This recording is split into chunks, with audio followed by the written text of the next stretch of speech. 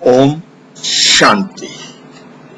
हमारा आज का टॉपिक है खुशनुमा परिवार बनाने के 20 कदम 20 steps for happy family life. आज हम 21वीं शताब्दी में जी रहे हैं और आज के समय में एकमात्र बटन दबाने से मानव की सेवा में हर वस्तु हाजिर हो जाती है। बटन दबाइए, वायु, पानी, बिजली, गाड़ी, सब साधन मानव की सेवा में प्रस्तुत हो जाते हैं। परंतु इतना सब कुछ होने के बावजूद भी मानव के जीवन से खुशी, शांति दिन प्रतिदिन समाप्त होती जा रही है। तो आइए, हमारा आज का विषय भी इसी से संबंधित है। यदि हम इन बताए जा रहे 20 कदमों को अपने परिवार में अपना लें तो हमारा परिवार खुशियों से भर जाएगा। थोड़ा सा प्रयास कीजिए, खुशियां आपके इंतजार कर रही है। हमारा पहला कदम है परिवार के प्रति समय निकालना। आज हम धन कमाने के चक्कर में सब कुछ पीछे छोड़ते जा रहे हैं। धन एक ऐसी तृष्णा के समान है जो कभी भी पूर्ण रूप से पूर्ण नहीं हो सकती। इस इच्छा के कारण हमारा परिवार हमारे से छूट रहा है, उसकी खुशियां दूर होती जा रही हैं। यदि हम समय को भी धन समझकर चलें तो जीवन में खुशियों की बरसात होने लगेगी। यही परिवार खुशनुमा हो जाएगा। एक कहानी भी आती है कि एक बच्चा अपने पिता के रात को घर आने पर पूछता है कि डैडी, आप 1 घंटे में कितने पैसे कमा लेते हो? तो पिता ने अनजाने क्रम में कहा 500 रुपए बेटा। तो बेटे ने डैडी से 200 रुपए मांगे तो उसके पिता ने दे दिए, बात खत्म हो गई। सुबह जब उसके पिता ऑफिस जाने लगे तो बेटे ने अपनी ओर से 500 रुपए पिता को दिए। तो पिता ने पूछा, बेटा क्या लाना है बाजार से? मैं ला दूंगा, इसकी क्या जरूरत है? तो बेटे ने बहुत ही उदास होकर कहा, डैडी आज रात को 1 घंटा आप मेरे साथ बिता देना, आपको मैं 1 घंटे के 500 रुपए एडवांस दे रहा हूं। तो आज हमारे परिवार की अशांति का एक बहुत बड़ा कारण समय का अभाव भी होता जा रहा है। हमारा दूसरा कदम है समस्याओं के प्रति धैर्यवृत्ति रखना। आज हम पारिवारिक जीवन में भिन्न भिन्न प्रकार की समस्याओं को झेल रहे हैं और एक समस्या क्या आती है उसके साथ साथ अन्य समस्याएं भी उसका साथी बनकर भिन्न भिन्न तरीके से आने लग पड़ती हैं। तो हम ऐसा तो नहीं कर सकते कि समस्याएं आएंगी नहीं, परंतु उनके समाधान के लिए हमारे पास धैर्यवृत्ति अर्थात पेशेंस के गुण की आवश्यकता होती है। जितनी हमारी धैर्यवृत्ति होगी उतना ही हम आने वाली समस्याओं का सरल रूप में समाधान कर सकेंगे, क्योंकि धैर्य का दायां हाथ है खुशियां। धैर्यता अपनाएं तो खुशियां स्वयं ही पदार्पण करने लग जाएंगी। हमारा तीसरा कदम है शक रूपी दुश्मन को अपने मन में कभी स्थान न दें। आज जन जन के अंदर शक अर्थात डाउट दीमक की तरह पारिवारिक जीवन को नष्ट कर रहा है। इस नकारात्मक आदत के कारण हमारे परिवारों की सुख शांति नष्ट हो रही है। इसके कारण परिवार टूट रहे हैं, अविश्वास बढ़ रहा है, आपस में प्रेम की जगह घृणा का वातावरण बनता जा रहा है। तो आवश्यकता है शक रूपी दैत्य को अपने परिवार में न घुसने दें। चौथा सिद्धांत है अहम भाव से दूर रहें। आज घर घर के अंदर ईगो रूपी कैंसर का रोग हमारे पारिवारिक जीवन को नष्ट कर रहा है। अपनी इस आदत के कारण हम राई को पहाड़ बनाकर आपस में कलह क्लेश उत्पन्न कर लेते हैं तथा एक दूसरे से दूर होते जा रहे हैं। भय का वातावरण पारिवारिक खुशियों को निगल रहा है। 5वां कदम है क्रोध अग्नि से बचाव करना। कहा जाता है जहां क्रोध अग्नि जल उठती है वहां पानी के घड़े भी सूख जाते हैं। अर्थात क्रोध को अग्नि के साथ जोड़ा जाता है। छोटी छोटी बात पर गुस्सा करना संबंधों में गहरा प्रभाव डालता जा रहा है, जिस कारण से प्रेम रूपी अमृत विष में बदल जाता है, जो परिवार की खुशी का गला घोट देता है। अंग्रेजी में एंगर के आगे यदि डी शब्द को जोड़ दिया जाए तो वह डेंजर बन जाता है, जो कि पारिवारिक खुशी को अति नुकसान पहुंचा रहा है। हम प्रेम के पानी से क्रोध की अग्नि को शांत कर सकते हैं। कदम नंबर 6, संबंधों को सही ढंग से मैनेज करना। आज के समय में संबंधों का टकराव दिन प्रतिदिन बढ़ता जा रहा है। छोटी छोटी बातों में हम अपने संबंधों को नुकसान पहुंचा रहे हैं। सहनशीलता का गुण न होने के कारण हम संबंधों को मैनेज नहीं कर पा रहे। एक दूसरे के साथ एडजस्टमेंट की प्रवृत्ति धीरे धीरे खत्म होती जा रही है। आज हमारे परिवारों में समस्याओं के कारण दिन प्रतिदिन पारिवारिक खुशी एक स्वप्न बनती जा रही है। आवश्यकता है व्यक्ति लेवल पर संबंधों को मैनेज करने की। नंबर 7, घरेलू परिस्थितियों में हिम्मत नहीं हारिए। पारिवारिक खुशी को बनाने के लिए आवश्यकता है हमारे में उमंग, उत्साह व हिम्मत और हौसला। हमें किसी भी परिस्थिति में घबराना नहीं होगा। हर परिस्थिति का समाधान उसी के समाया होता है, परंतु हम उतावलेपन के कारण उसका समापन नहीं खोज पाते।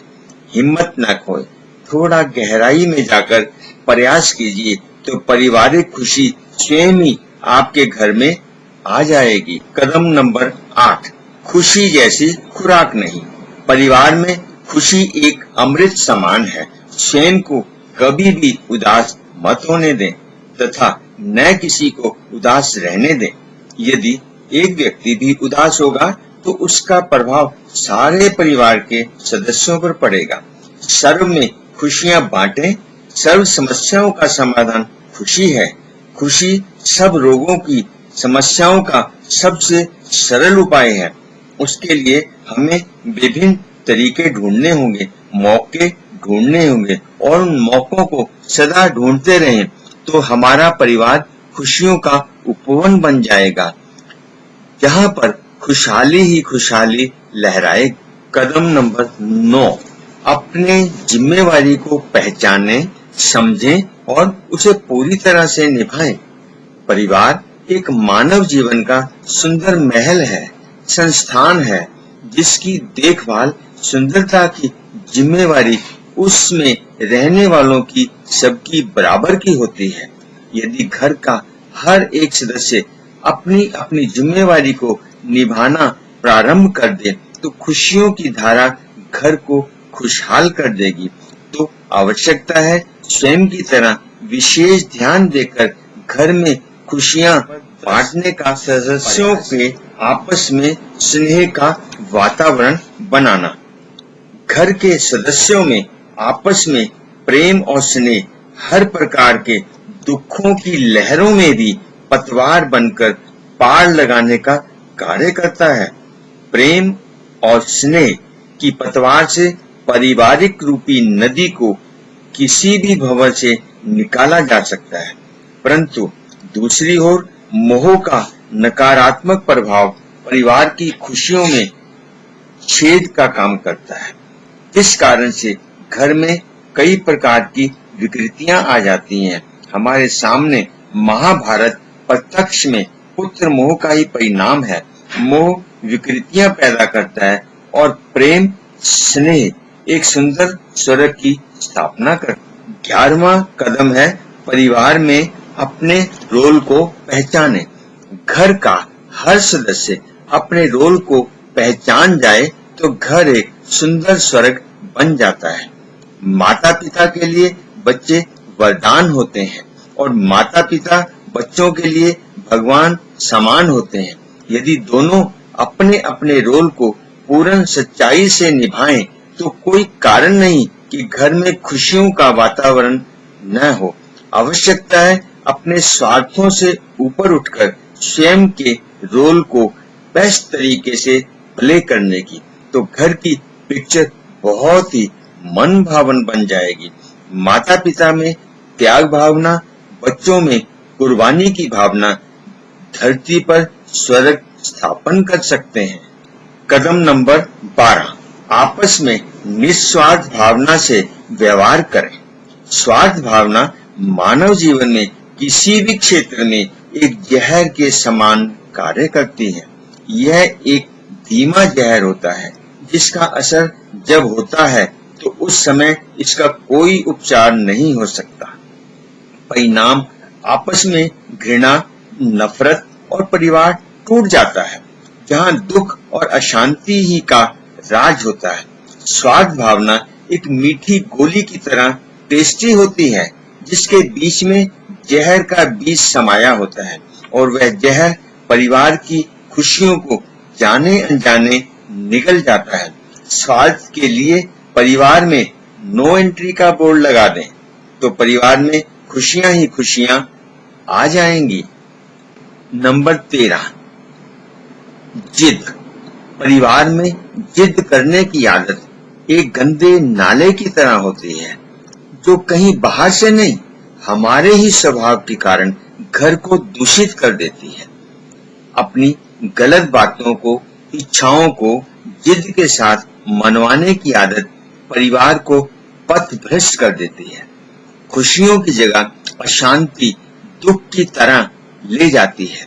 अपनी जिद को मनवाने के लिए विभिन्न प्रकार के तरीके अपनाकर परिवार के संबंधों की दीवारों को गिराने का काम करते हैं। जिद द्वारा करवाया गया कार्य कभी भी खुशियां नहीं ला सकता। उसका परिणाम दूसरों के मन में एक दूसरे के प्रति दूरियां ही बढ़ाता है। कदम नंबर 14, घर के विषयों पर सभी घर के सदस्यों की इन्वॉल्वमेंट करना तथा सभी के विचारों का आदान प्रदान करना तथा यह भी एक कारण पारिवारिक खुशी का होता है। प्रत्येक सदस्य समस्या समाधान में इन्वॉल्वमेंट होने से समाधान का रास्ता ढूंढ लेता है, तो सभी मिलकर घर की खुशियों को ढूंढ ही लाते हैं। और यदि हम सब मिलकर इन्वॉल्व होकर किसी भी समस्या का मिल बैठकर समाधान ढूंढेंगे तो अवश्य ही घर के अंदर फिर से खुशियां छा जाती हैं। कदम नंबर 15, परिवार की खुशियों की जिम्मेवारी सभी सदस्यों की समान रूप से होती है। छोटी छोटी बचत करना भी खुशियों को आमंत्रित करना होता है। घर के व्यर्थ को समाप्त कर एक्स्ट्रा खर्चे को, वेस्टेज को बचाने की आदत एक दूसरे को उत्साहित करती है, जिसके साथ खुशियों का चोली दामन का संबंध होता है। व्यर्थ के खर्चे की बचत की जिम्मेवारी सभी के बराबर निभानी चाहिए। नंबर 16, परिवार में दुख अशांति का एक सबसे बड़ा कारण आपस में छोटी छोटी बातों पर व्यर्थ की बहस करना, जो कि धीरे धीरे झगड़े में बदल जाती है। विकृत रूप में घृणा, नफरत, ईर्ष्या, जलन आदि परिवार को अत्यधिक नुकसान पहुंचाते हैं। परिवार में स्त्री सदस्यों के सामने गालियां देना तो जैसे घर को स्वयं अपने हाथों से आग लगाने के बराबर हो जाता है। एक की गाली देने की आदत छूत की बीमारी की तरह अन्य सदस्यों में भी आदत आ जाती है और ये मारपीट, लड़ाई झगड़े तक बहुत आसानी से पहुंच जाती है तथा एक दूसरे के प्रति सम्मान, प्यार, रिस्पेक्ट, रिगार्ड खत्म कर देती है। इसलिए हमें स्वयं को इससे मुक्त रहना है तथा औरों के लिए उदाहरण बनना है। नंबर 17, बचत का सिद्धांत। संसार एक कुआं है जिसकी गहराई को पार पाना कठिन है। कहा जाता है जितनी चादर हो उतने ही पांव फैलाएंगे तो कई प्रकार की पारिवारिक समस्याओं से बचे रहेंगे, जिस कारण से खुशियां स्वयं ही परिवार में पदार्पण कर लेती हैं। सुख सुविधा भरे साधनों का अपनी इनकम के अनुसार ही प्रयोग कीजिए। दिखावे के लिए अपनी औकात से ज्यादा कदम ना उठाएं, नहीं तो तनाव परेशानियों के सिवा कुछ नहीं मिलने वाला। नंबर 18, पारिवारिक सदस्यों का स्वास्थ्य। अक्सर कहा जाता है वर्तमान में अच्छा स्वास्थ्य खुशियों का जीवन का वरदान होता है। अच्छे स्वास्थ्य के लिए हमें सबके भोजन का, व्यवहार का तथा जीवन प्रबंधन का ध्यान रखना होगा। यदि कभी कोई बीमारी आदि आती है तो सबके प्रति हमारी दया भावना, केयरिंग नेचर बीमारी को कम कर देती है। अन्यथा रोगी अपने रोग में और अधिक परेशान हो जाता है। सबके प्रति विशेष रूप से स्वास्थ्य का ध्यान रखने की योजना होनी चाहिए। इससे एक दूसरे के प्रति सहानुभूति, प्यार आदि परिवार में रोगी होते हुए भी खुशियों को बरकरार रखता है। कदम नंबर 19, नशा अर्थात सर्वनाश। जिस परिवार में किसी भी सदस्य को नशे की आदत पड़ गई तो आप परिवार के पतन की उल्टी गिनती गिननी शुरू कर दीजिए। उस परिवार का सब कुछ नष्ट होने ही वाला है। तो इस पर सभी सदस्यों को कठोर और सजग रहना चाहिए। आजकल माता पिता अपने बच्चों के लिए एक एटीएम मशीन की तरह बन गए हैं।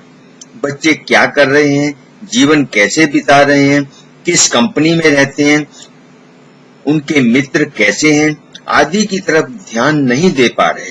तो जिस कारण से उनके बच्चे गलत सोसाइटी के कारण अपना तो जीवन बर्बाद कर ही लेते हैं, साथ साथ परिवार की खुशियों को भी छीन लेते हैं। और दूसरी ओर कभी कभी स्वयं घर के बड़े सदस्य नशों के आदी हो जाते हैं। तो याद रखिए उसका उनको आज या कल भयंकर नुकसान भुगतना ही पड़ेगा। पारिवारिक खुशियां तो कहीं दूर दूर तक दिखाई नहीं देगी। तो सावधान, नशे नाशवान है। हमारे आज के विषय का अंतिम कदम है परिवार की सुख शांति के लिए सबसे महत्वपूर्ण और आवश्यक है कि परमात्मा का साथ। सुख शांति ऐसा विषय है जिसे बाजार से खरीदा नहीं जा सकता। वह तो हमारे अंदर स्वयं ही समाई हुई है। आवश्यकता है उसको राजयोग मेडिटेशन की कला से बाहर निकालने की, क्योंकि परमात्मा को सर्व सुखों का सागर, शांति का सागर कहा जाता है। तो उसकी स्मृति से हम अपने परिवार में सुख शांति का आनंद ले सकते हैं। यह एक ऐसी पद्धति है जो हमारी नकारात्मक सोच व स्वभाव को सकारात्मक बना देती है।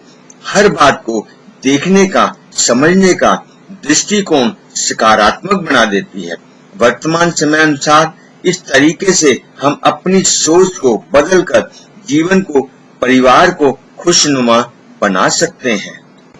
तो प्यारे दोस्तों, आज के इस विषय को अगर हम अपने जीवन के अंदर अपना लें, इन 20 कदमों को, इन 20 सिद्धांतों को अपने पारिवारिक जीवन में अपना ले तो अवश्य ही हमारा परिवार खुशनुमा बन जाएगा। अच्छा, ओम शांति। Thank you. यदि यह वीडियो आपको पसंद आया हो तो इसको लाइक अवश्य कीजिए और भविष्य के लिए सुंदर और महत्वपूर्ण विषयों की जानकारी के लिए इसको सब्सक्राइब अवश्य कीजिए। धन्यवाद।